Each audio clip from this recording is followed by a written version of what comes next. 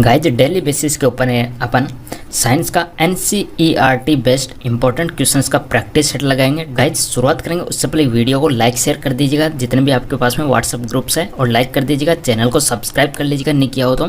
अपन फटाफट जितने भी क्वेश्चंस हैं उनको देखेंगे और कमेंट करके आपको बताना कि आप कितने क्वेश्चन सही कर पाते हो।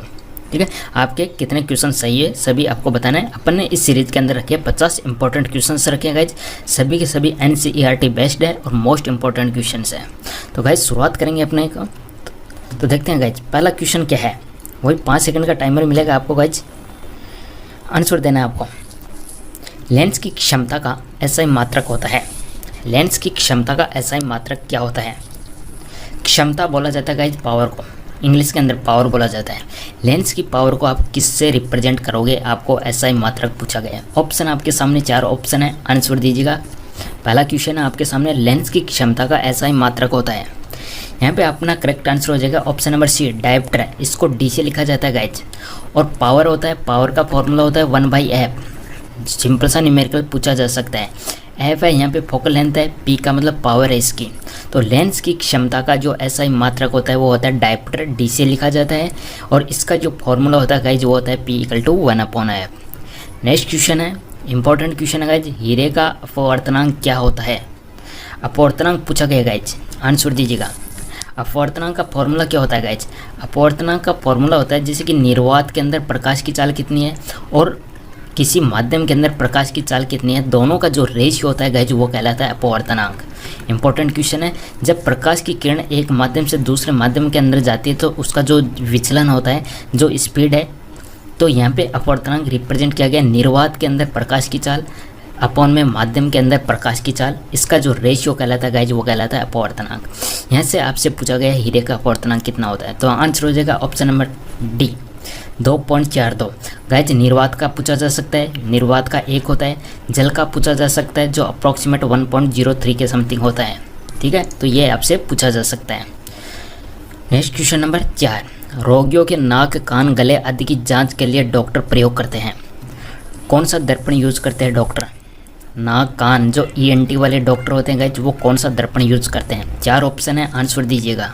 क्वेश्चन नंबर 4 आंसर हो जाएगा गाइज यहाँ पे अवतल दर्पण। अवतल दर्पण को इंग्लिश के अंदर बोला जाता है गाइज कनकेव, और उत्तल को इंग्लिश के अंदर बोला जाता है कन्वेक्स।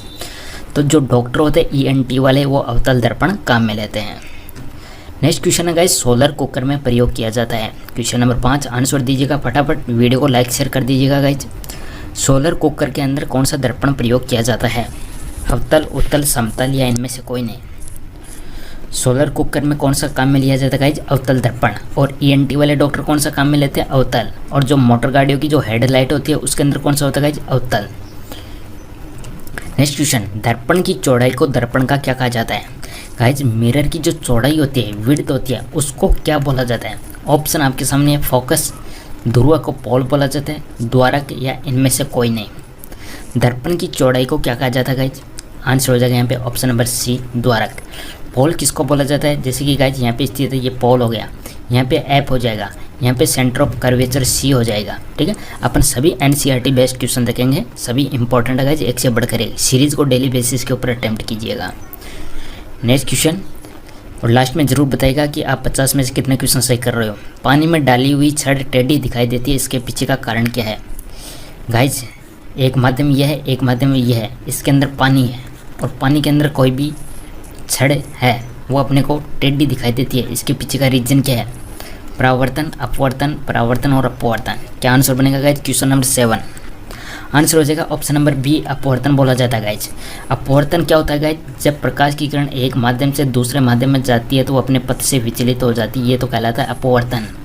परावर्तन क्या होता है? जब प्रकाश की किरण एक माध्यम से टकराकर उसी माध्यम में चली जाती है, किसी सरफेस से टकराकर वापस उसी माध्यम में चली जाती है गाइज, उसको बोला जाता है परावर्तन। दोनों में डिफरेंस आप समझ गए होंगे। तो इस क्वेश्चन का अपना करेक्ट आंसर हो जाएगा ऑप्शन नंबर B। गाइज एक से बढ़कर एक इंपॉर्टेंट क्वेश्चन है, पानी से भरी बाल्टी की गहराई कम दिखती है, इसका कारण क्या है? पानी से भरी हुई बाल्टी, उसकी गहराई कम क्यों दिखती है? या कोई भी छड़ मुड़ी हुई क्यों दिखती है? या कोई भी पानी में बाल्टी में डूबा हुआ सिक्का ऊपर उठा हुआ क्यों दिखता है? इन सभी का एक ही रीजन है गाइज, ऑप्शन नंबर B, अपवर्तन।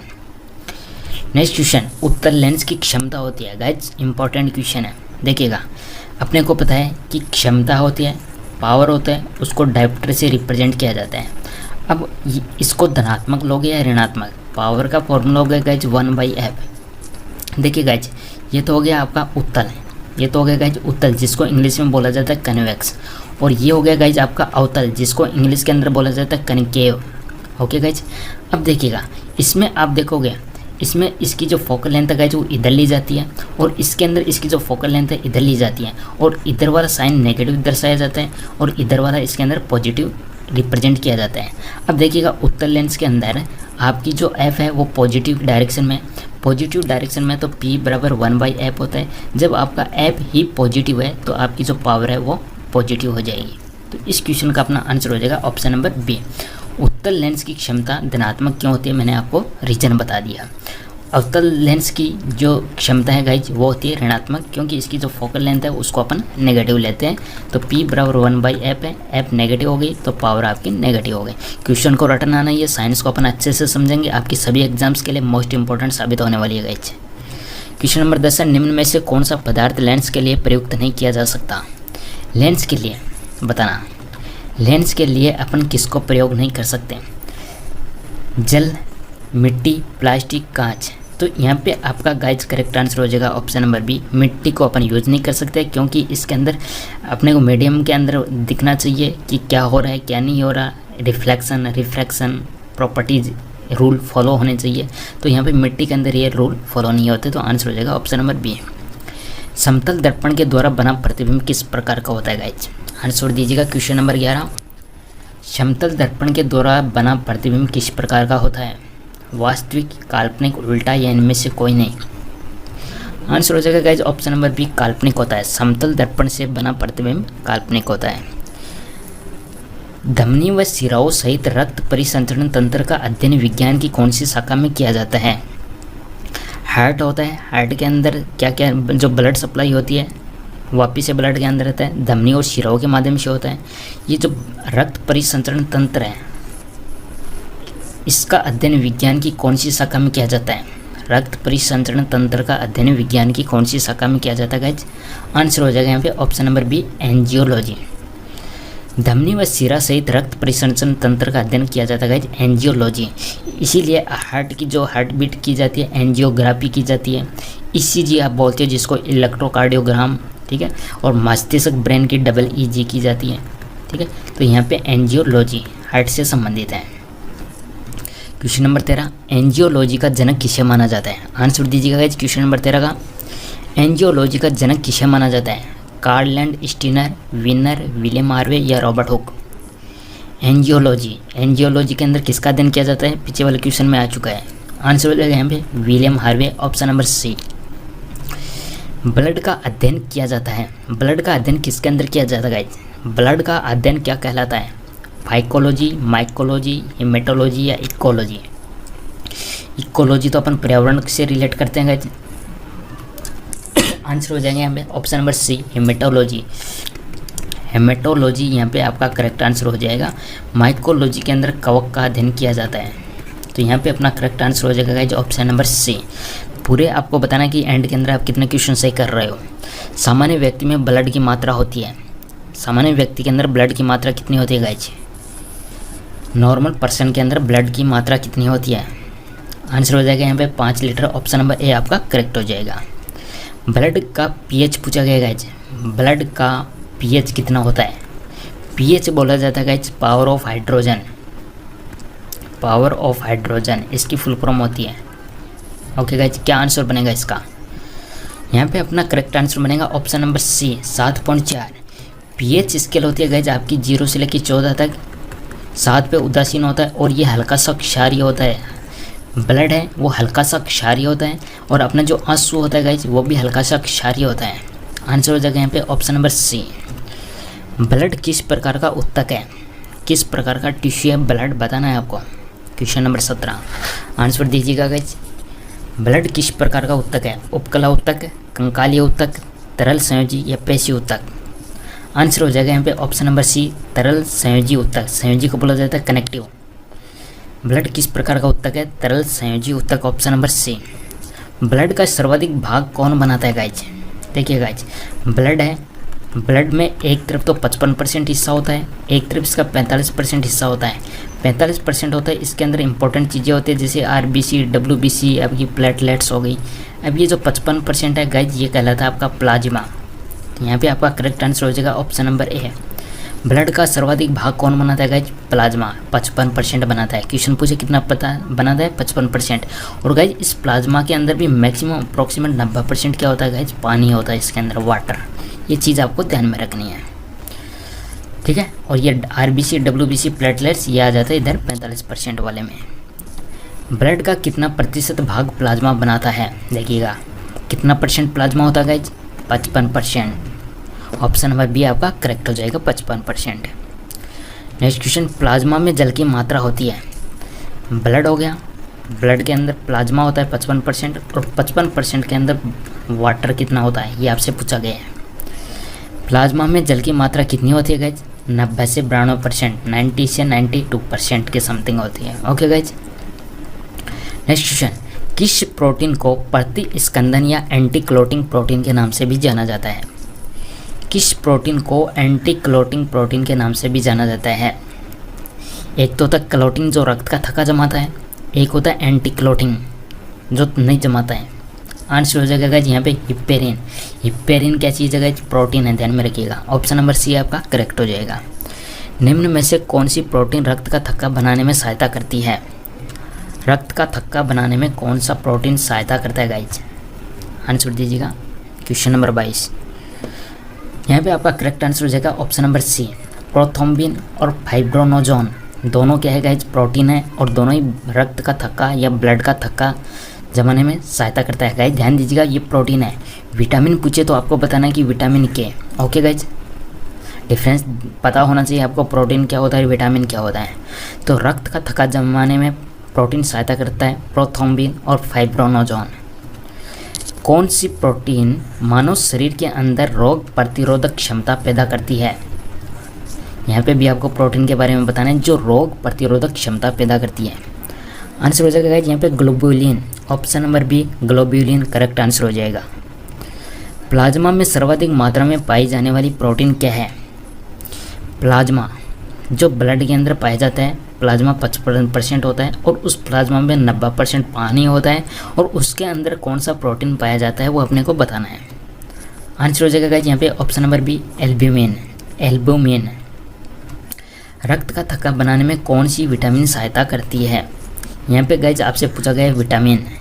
विटामिन आपको पता है A, B, C, D, E के होते हैं, बी के भी अलग अलग टाइप होते हैं। तो यहाँ पे आपका करेक्ट आंसर हो जाएगा option number A phylloquinone. Vitamin के को बोला जाता है फाइलोक्विनोन, विटामिन B1 को बोला जाता है थायमिन, डी को बोला जाता है कैल्सीफेरॉल और विटामिन ई को बोला जाता है टेकोफेरॉल। और ट्रिक से आप याद कर सकते हो रहता है एक toffee. Retinol, thiamine, ascorbic acid, calciferol, tocopherol, phylloquinone.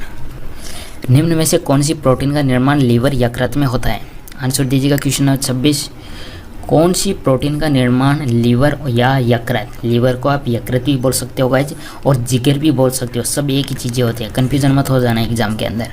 Liver, यकृत, जिगर एक ही चीज़ होती है। तो कौन सी प्रोटीन का निर्माण होता है? आंसर हो जाएगा यहाँ पे option number D heparin, prothrombin और fibrinogen. Option number D correct answer हो जाएगा। RBC red blood corpuscles, red blood corpuscles full form देख लीजिएगा। लाल रक्त कणिकाओं का निर्माण मानव शरीर के अंदर कहाँ से होता है? RBC का निर्माण कहाँ से होता है गाइज? क्या आंसर बनेगा? क्वेश्चन नंबर 27 आंसर बनेगा ऑप्शन नंबर है अस्थि मज्जा। अस्थि मज्जा को इंग्लिश के अंदर बोला जाता है गाइज बोन मैरो। इसके अंदर ब्लड का निर्माण होता है, ये अपन कहे तो RBC का निर्माण होता है, अस्थि मज्जा। Okay guys, important question. निम्न में से कौन सा कथन असत्य है? गाइज RBC के बारे में आपको पता होना चाहिए, रेड ब्लड कॉर्पुकल्स के बारे में। देखिएगा, भ्रूणीय अवस्था के अंदर RBC का निर्माण पलिया व लीवर दोनों में होता है। बिल्कुल सही स्टेटमेंट है गाइज। पलिया के अंदर भी होता है, लीवर के अंदर भी होता है। कब होता है? भ्रूण अवस्था के अंदर। इंपॉर्टेंट क्वेश्चन गाइज, पूरा पढ़िएगा इसको। पहला सही है। स्तनधारियों की RBC में केंद्रक अनुपस्थित होता है, बिल्कुल सही है। लेकिन ऊँट व लमा की RBC में केंद्रक उपस्थित होता है, ये भी सही है। RBC का आकार है, वो द्विव अवतलाकार होता है, बाइनो के होता है, बिल्कुल सही है। आरबीसी का जीवन काल 160 दिन नहीं होता है, 120 दिन होता है। असत्य स्टेटमेंट अपने को यहाँ पे बताना था गाइज, ऑप्शन नंबर डी यहाँ पे करेक्ट आंसर हो जाएगा। क्वेश्चन नंबर 29 देखते हैं। सबसे बड़ी आरबीसी किसकी होती है? सबसे बड़ी आरबीसी किसके अंदर होती है? मेंढक, सर्प, मनुष्य या हिरण? आंसर दीजिएगा गाइज क्वेश्चन नंबर 29। आंसर हो जाएगा ऑप्शन नंबर ए, मेंढक, ऑप्शन नंबर ए। पुरुषों में आरबीसी की संख्या कितनी होती है बताइएगा क्वेश्चन नंबर 30। अप्रॉक्सीमेट कितनी होनी चाहिए आरबीसी की संख्या? मिलियन के अंदर है, ध्यान देना, आरबीसी की संख्या मिलियन में होती है। आंसर हो जाएगा यहाँ पे ऑप्शन नंबर बी, 5 मिलियन। मनुष्य की आरबीसी का जीवन काल कितना होता है? बहुत ही सिंपल सा क्वेश्चन है गाइज, जीवन काल पूछा गया है। तो जीवन काल होता है गाइज 120 दिन, ऑप्शन नंबर ए आपका करेक्ट आंसर हो जाएगा। फटाफट गाइज वीडियो को लाइक कर दीजिएगा, नहीं किया हो तो चैनल को सब्सक्राइब जरूर कीजिएगा और शेयर कर दीजिएगा सभी व्हाट्सएप ग्रुप्स के अंदर। और डेली बेसिस के गाइज ऊपर गाइज अटेम्प्ट कीजिएगा। इसी प्रकार से जीके की सीरीज चालू करेंगे अपन। आरबीसी का कब्रिस्तान किसे कहा जाता है? देखिए गाइज, आरबीसी बनती कहाँ पे है? बोन मैरो के अंदर। बोन मैरो यानी अस्थि मज्जा के अंदर तो निर्माण होता है, और इसका कब्रिस्तान यानी कहाँ पे जाके ये नष्ट हो जाती है? तो आंसर हो जाएगा यहाँ पे पलिया या तिल्ली, ऑप्शन नंबर ए आपका करेक्ट हो जाएगा। आरबीसी की कमी से होने वाला रोग कौन सा है? आरबीसी की कमी से होने वाला रोग कौन सा है? ब्लड डी नहीं बनेगा, हीमोग्लोबिन ही नहीं बनेगा, आरबीसी नहीं बनेगी, तो कौन सा रोग होएगा? आंसर हो जाएगा एनीमिया। ब्लड की कमी से जो रोग होता है एनीमिया, आरबीसी की कमी से जो रोग होता है एनीमिया। हीमोग्लोबिन क्या चीज़ है गाइज? Question number 34। हीमोग्लोबिन क्या है?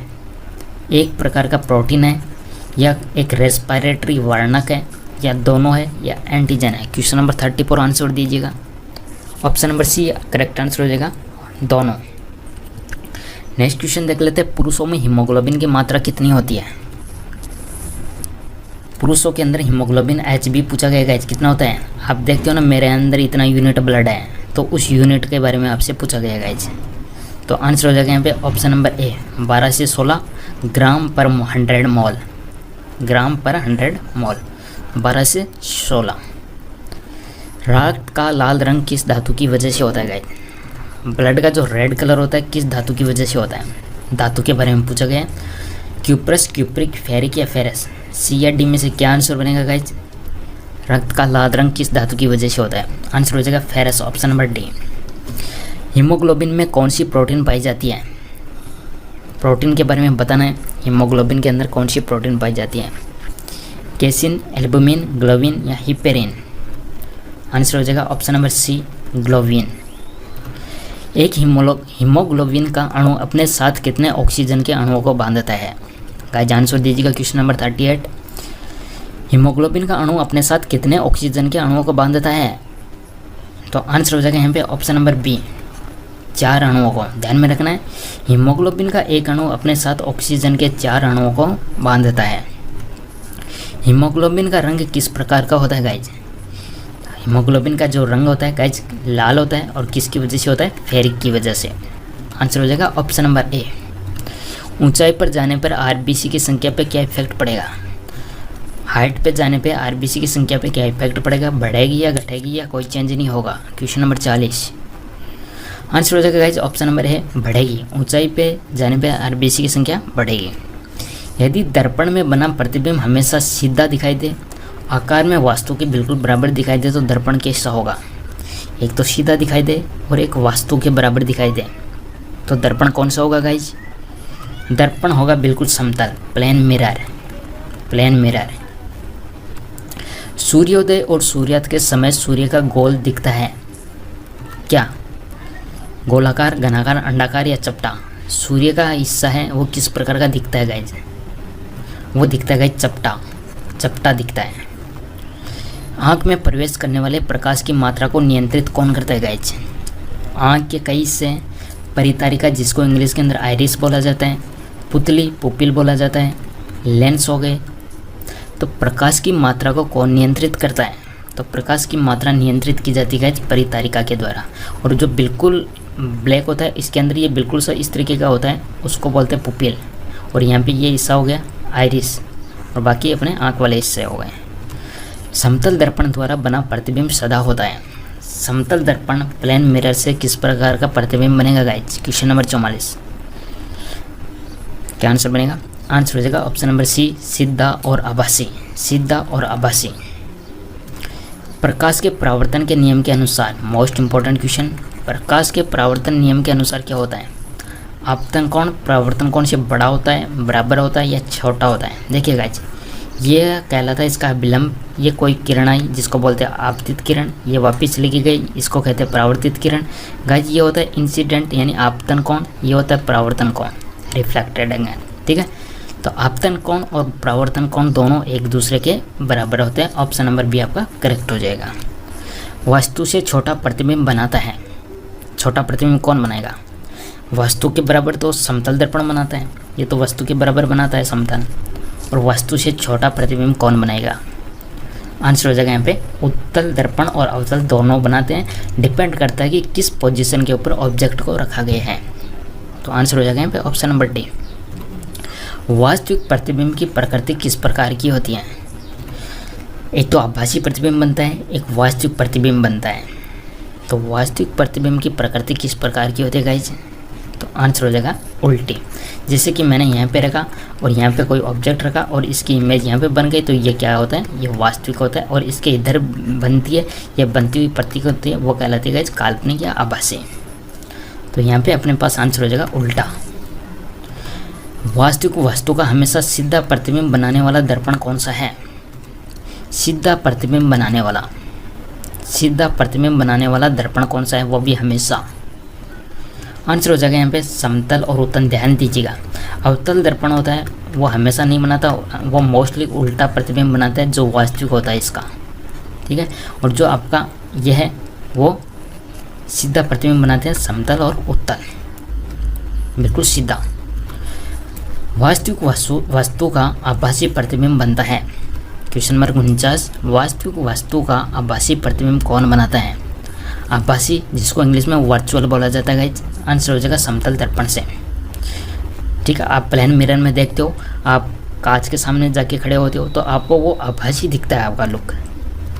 तो गाइज ये हमने 50 क्वेश्चन किए हैं। डेली बेसिस के ऊपर अपन इसी तरीके से क्विज लगाएंगे।